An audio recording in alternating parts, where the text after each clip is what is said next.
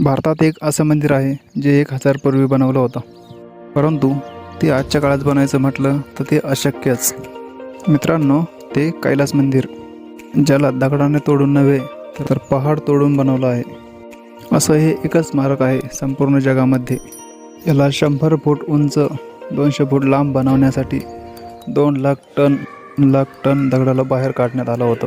आश्चर्याची गोष्ट म्हणजे ते 2 लाख टन दगड आजपर्यंत मिळाले नाहीत आजकालच्या पुरातत्व शास्त्रज्ञांना. मी ज्या बारकाईने याला बनवलं आहे त्याची तर काही तोडच नाही. मंदिराच्या चारही बाजूने हिंदू देवतांच्या उंच मूर्त्या आहेत.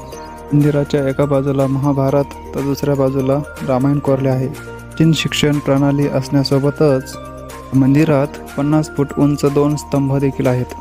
हे मंदिर प्रेरित आहे कैलास पर्वतापासून. मला आश्चर्य वाटतं, हे मंदिर जगातील 7 आश्चर्यामध्ये नाही. व्हिडिओ आवडला असल्यास व्हिडिओला लाईक करा. असेच नवीन व्हिडिओ बघण्यासाठी चॅनलला सबस्क्राईब करा.